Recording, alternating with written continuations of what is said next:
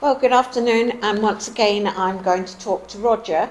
Now, Roger is part of our festival committee, but most of you will know from our actual festivals, you've seen him down controlling the car park, which is such a vital part of any of our festivals. We've never got enough room, but here we are. We're going to talk about your actual career, your professional career.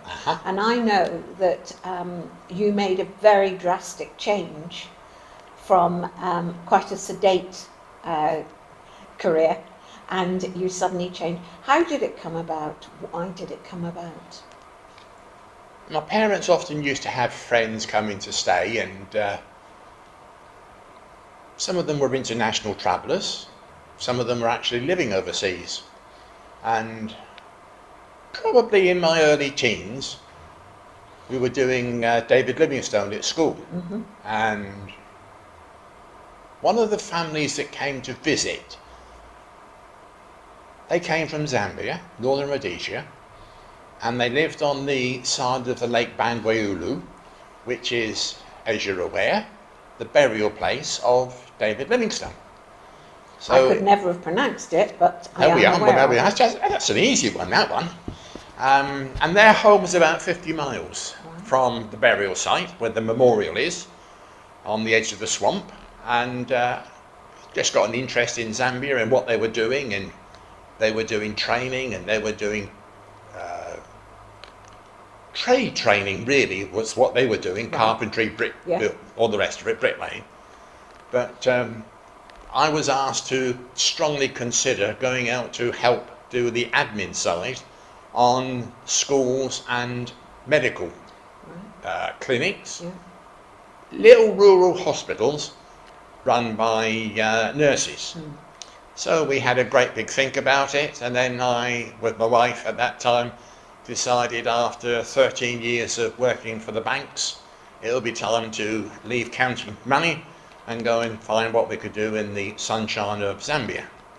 So it was a bit of a change, but it all happened in 1973, and off we went and found a role that we could fulfill in Zambia, which we would never have fulfilled over here. So tell me, how were you costed to be able to afford to go to Zambia? Was it self-funded, or were you supported by a charity? Well, when we got married in 1970, we managed to buy ourselves a little house with in a terrace of 3 bedrooms and 2 downstairs rooms with a bathroom at the end of the kitchen, like most folks did. And then 3 years later, when this happened, we sold the house and we made a nice little 5% profit. So we used that to get ourselves out to Zambia to start with. But then, of course, we were able to get funding from various NGOs on the way, and while we were out there, to fund the work that we were able to do when we got there. Right. And what a contrast from England to where you did.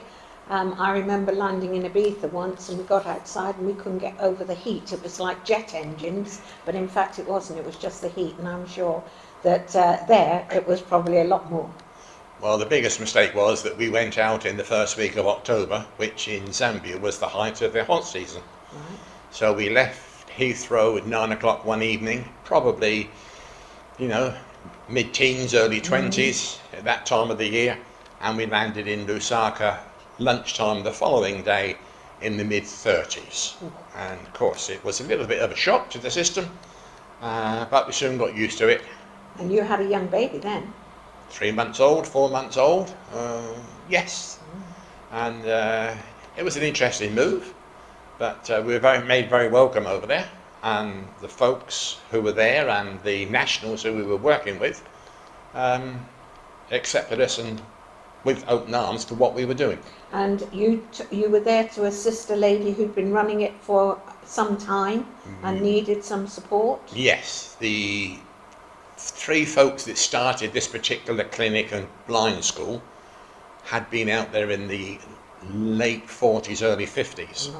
Right. And they were running a school which had about 50, 60 blind children, or sighted impairment. Some were blind, quite a few had a little bit of sight.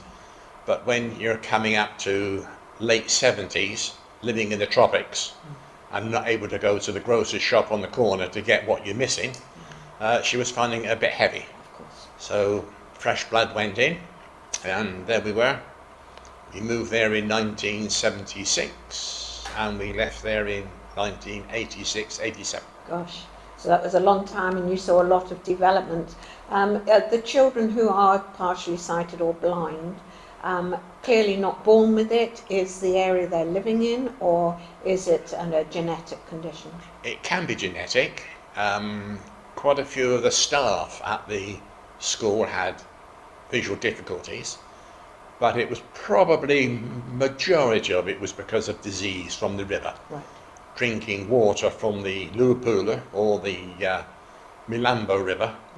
Right. It's interesting because not only do you have a drinking section where you go and get your fresh water, a little bit down the river you've got your washing. A little bit further down the river you've got your ablutions, and you think, well, that's fine because that's all the way down. But you've got to realise that is happening every 3, 4, 5 miles. Right. So the village is down the stream, Yeah. and once it goes into the big lake, it is a massive problem. Tell me, did you ever get to the falls? Victoria Falls, oh yes, essential. We went down on ourselves on a long distance coach, which was very interesting before I was prepared to drive that long distance. We went down ourselves, and then later on we took a couple of candidates down, and in 1983 or 4 my parents came out to visit, and we took them down. So we went to the falls, the Muzutunia, which is the smoke that thunders, and saw the monument there to David Livingstone. So we saw the place where he named the falls, Victoria Falls, and we also saw the place where he passed away in the monument on the Lake Bangweulu. Really? Fascinating. So clearly you were there and you were trying to get supplies, develop the school, because obviously these children would be growing older, but then there are more coming along who will need to do it. Were you teaching Braille? How were you teaching them, or what were you teaching them? It was Braille in English, and we had a person who could actually use a Braille typewriter and actually create stories, which was ideal. Wonderful. But I was not doing anything on the teaching side. No. I was on the admin side, the domestic side. And logistics. Even making great big pots of inshima for them to have for their evening meal. When the that's an interesting one. You get a 25 kilo sack of maize corn, right, and just toss it into water, and just keep stirring it with a small paddle. And you're good at stirring, I can tell you. So stirring for the rest of my life. That's right. But and that's their main meal. Nothing else in it. They would have probably beans. They would have greens twice a week, beans twice a week, and if we were lucky we would be able to give them fish maybe once a week. Right. And the rest of the time it was the chickens that we had on the small holding. Yeah, I know that whilst you were there you did a lot of travelling to get your supplies and what have we. Whereabouts did you sort of go on to those trips? Well, Zambia was fairly well in the centre of Africa, and we had to go to Dar es Salaam, which was 4 days each way. But most of our work was in Durban in South Africa. Right. And that would be 5, 7, 8 days going down empty, depending on the border posts. And then you could spend easily a week trying to get the containers off the port and get it all cleared through customs. And then we could take easy 14, 16, 18 days to travel back up, because you probably picked up about 40 tons of materials. Educational, medical, personal, and building wise. And how did you get through customs on the way back? That's an interesting one, because the containers were sealed either in UK or Japan, wherever we got them. Yeah. And they should have been allowed straight through, but of course it's a situation where folks don't always accept what they should do, and it was easy to lubricate the hands with tablet soap. It was evidence. It had to be. I would prefer to lose a box of soap than lose £500 worth of ball pens. Of course. But I mean, at one time, as I say, I went to the macro in Johannesburg. I had a nice little shipping order which took up about 4 or 5 pages, and I asked the staff there if they had any more flour for making bread, because I was buying for 5 or 6 different locations, right, as well as our own. And he said, well, there's plenty on the shelf. So I said, there's not. He said, well, we filled it up this morning. So I said, yeah, I've emptied it twice. So then he sent us to the milling company, and I went down there and bought 5 tons of it, right, and just put it in the container and got back. But it's when you're in a country where there is a big need, yes, the supply you need is not there. You have to think outside the box. Right. So instead of folks sending us money to buy in Zambia, we used to get them to send money into South Africa to an account that I created in Johannesburg, yes, and then I could buy down there in Rand, and then bring it back up. But of course, because we were not having it for our personal use, we had to pay customs duty on essentials. And yet it was for their own children. Makes no difference. It's stuff which is going into the country, and therefore it'd be 10% duty on the price. Yeah. Sometimes I was paying £1,000 a trip on customs duties to get the medicine in. And clearly that was the other thing. You said that the medical centres were nurse-led. Yes.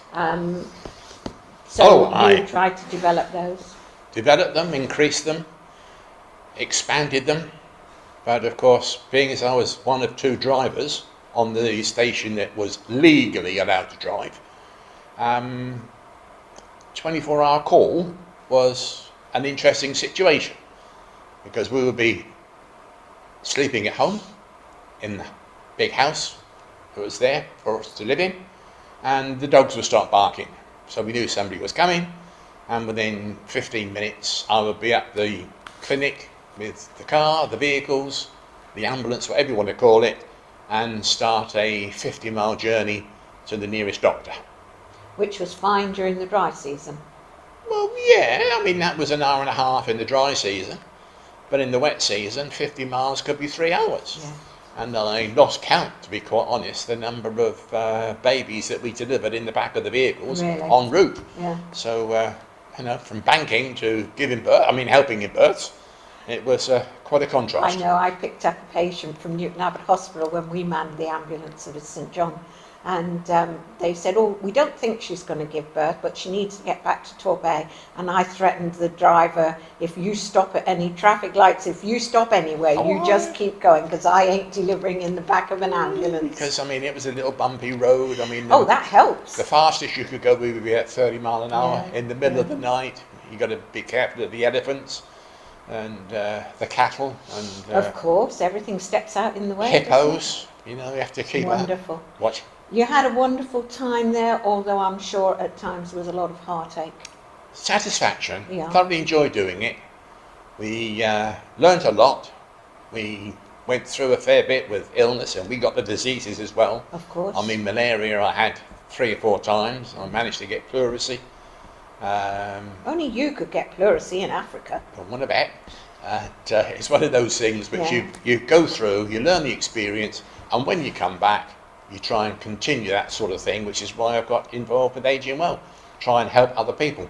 And also, of course, you kept your medical things going because you became a first responder over here. Up until about 2 years ago, I was on standby for 999 calls for the area, where I was able to go and help the emergency crews at various jobs and duties. And sometimes I would have been first on scene. And fascination never leaves us, does it? Nope. Once you've got it in the blood, it's in the blood. Thank you, Roger. As I've said, we're going to have a proper festival again next year. We hope face-to-face as a celebration. Yeah. And perhaps you and I could continue this conversation. No problem at all. Anytime you like. Thank you. Thanks very much. Thank you. Cheers.